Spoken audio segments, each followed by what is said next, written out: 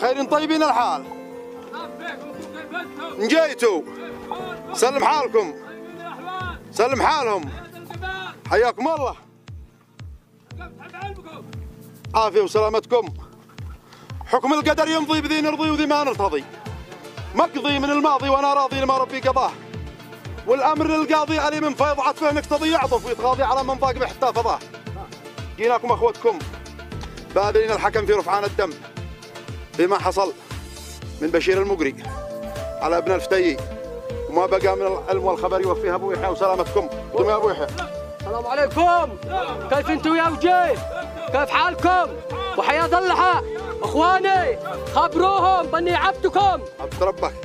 هو الله الذي ابلى الشعب بالفقر والمرض، وسبب علل وازمات مغاصيبها نكاض، ومن للفتن ايقظ وعن ضرب غض، ومن غلبي عدوان، ومن ايد الرياض، وقصر الكلام اوفاه وعنكاه والحظ.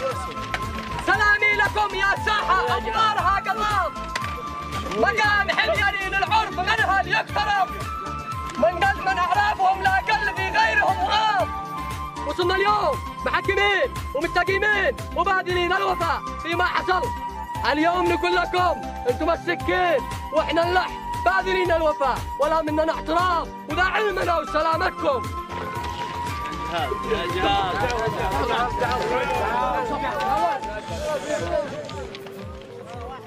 جيتوا وصلتوا وجيه غالي، احنا بنطلب الله سبحانه وتعالى، وكل من وصل او كل من هو عربي ومسلم لا يرجو الا الله سبحانه وتعالى. هذا حكم الاعدام، هذا حكم الاعدام الذي قضى بقتل بشير المقري رميا بالرصاص لما اقترفه، ولكن طفنا امورنا وشفنا الله سبحانه وتعالى فوقنا اكبر بما جيتوا به، ولا لنا منجا ولا ملجا الا اليه.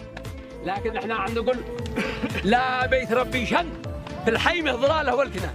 نعم هذا هو المطلوب، واحنا نريد ان نتمسك تمسك كامل بالقران، نحب الله من اجل يحبنا، نمشي مع الله من اجل يعيننا على ما احنا فيه، وماسكين بالله سبحانه وتعالى، وعارفين ان الجنه والنار موجوده.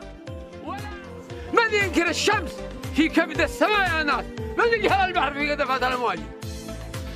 وعلى كل حال يتكفاني الذي هو مولد من جاءني باحسن قبله، هذا هو الاب. انا اعلن للجميع ان ما وصلتوا به من سلاح ومن سيارات ومن بقر ووجيهكم اكبر لنا من ما جيتوا به. اما البقر والله ما بيننا احنا وياه شيء، فاحنا نعلن اعلان كامل مطلق لا ندخله لا في عيوب ولا في عتوب ولا في دم ولا في ذم ولا في ديات ولا في صغيره ولا في كبيره. احنا نقول لوجه الله، والمقتول والقاتل مطلق من الان لوجه الله. وسلامتكم.